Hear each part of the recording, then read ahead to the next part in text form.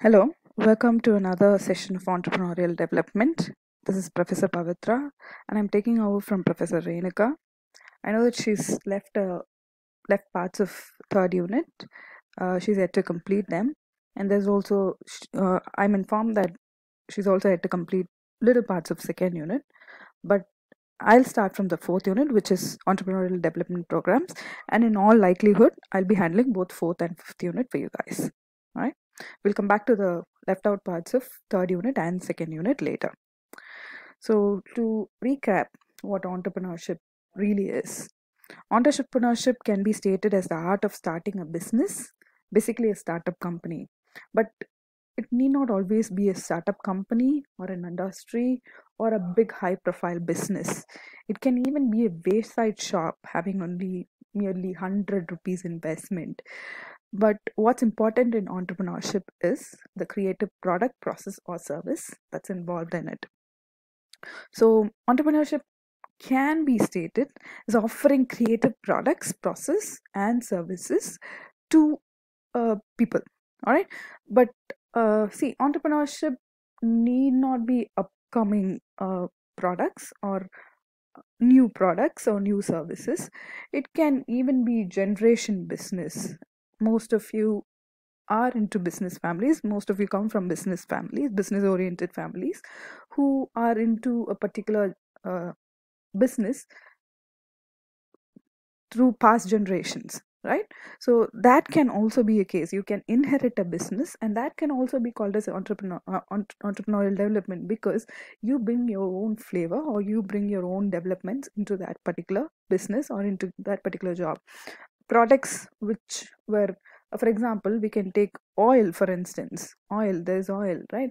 So there were oil machineries and oil production from, it's an age old practice.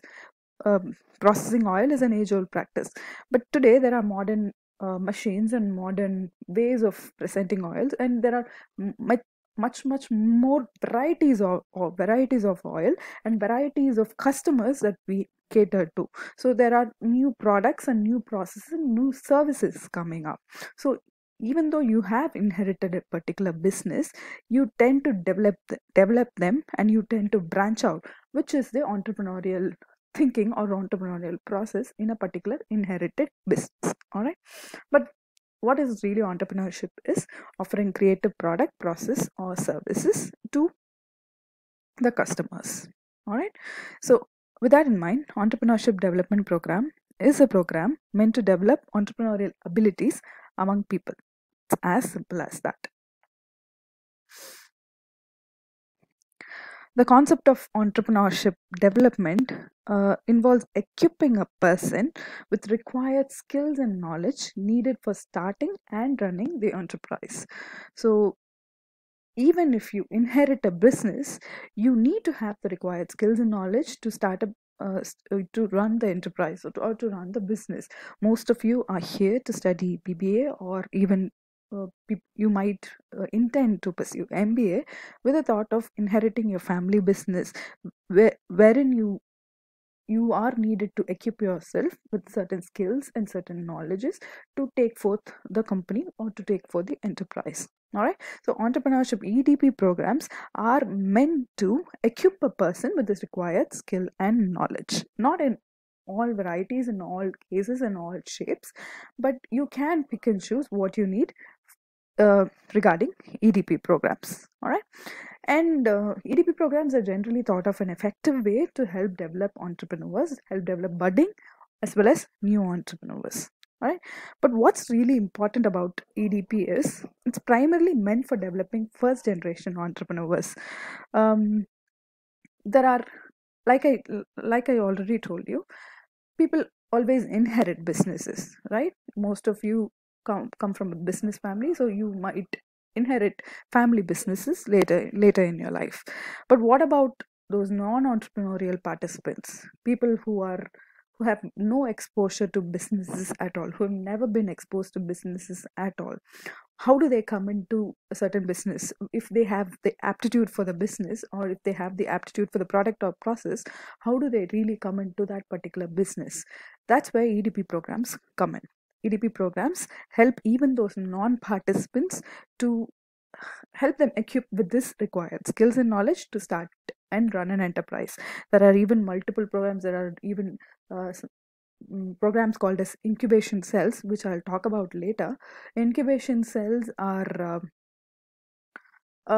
most of these bigger organizations. For example, IIT offers incubation cell. What is an incubation cell? Incubation cell is a place, a location, and the resources that is needed for an entrepreneur to develop his or her product until a certain period of time. They will provide the necessary office space or the money or even staff, the human resource that is required for them to develop a particular product, while a group of people or group of investors oversee the particular product or services.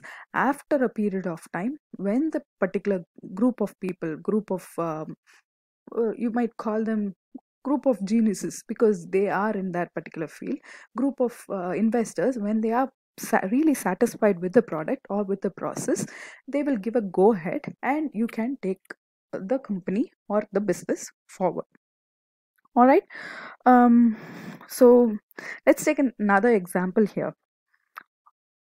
We'll take an example of women entrepreneurs. So there's this place called Atyampatti in Salem district, and this Atyampatti is very famous for murukku, or the evening snack that we have. All right. So each and each and every household, almost all the household in this particular village, it's a village, so each and every household in this particular village, they prepare this murukku is homemade evening snack. All right. And people from all over India or all over the world even order, they mail in, they use networks, I mean websites and all those modern equipments to order batches and batches of this snack to be dispatched all over the world. All right. But how do a women entrepreneur, how does a woman who has no means or no education to speak of or no support to speak of start a business like this? This is where EDP comes in. EDP not only provides support, but it also provides them the necessary education and the skill, the knowledge that is required to take the business forward. EDP, there are even some EDP cells and EDP programs where they will a group of people will guide you through all the financial and the legal aspects of starting and running a business, because each and every business has its own financial and legal sides to it.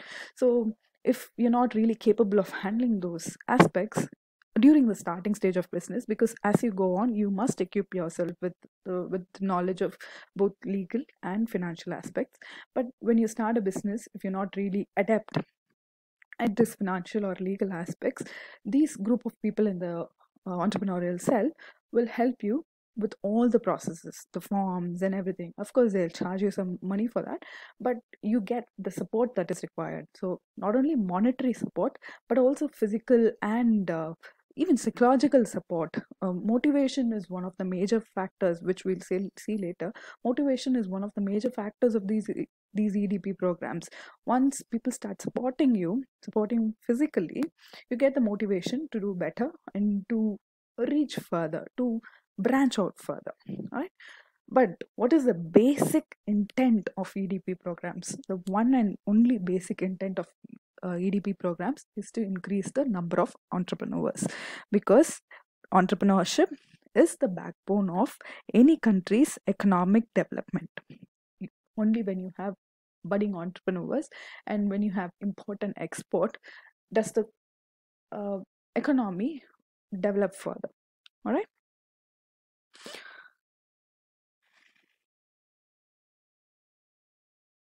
So next is evolution of EDP. How did EDP come about? So earlier they were supporting groups, they were supporting agencies, both government and related agencies. There were no private concerns as such. We have a lot of private concerns, which I'll discuss in a minute.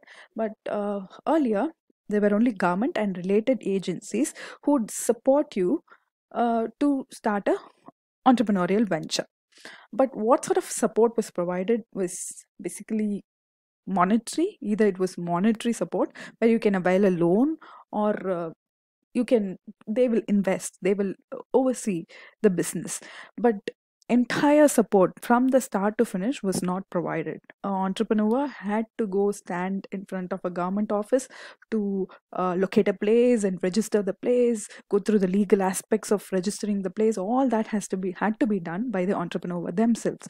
But today there are a lot of agencies, there are a lot of private agencies that you entrepreneur can seek out. All right, so in present scenario, like I told you, there are incubation cells. Incubation cells is one of the very famous and upcoming entrepreneurial support group. There's also something called as angel investing.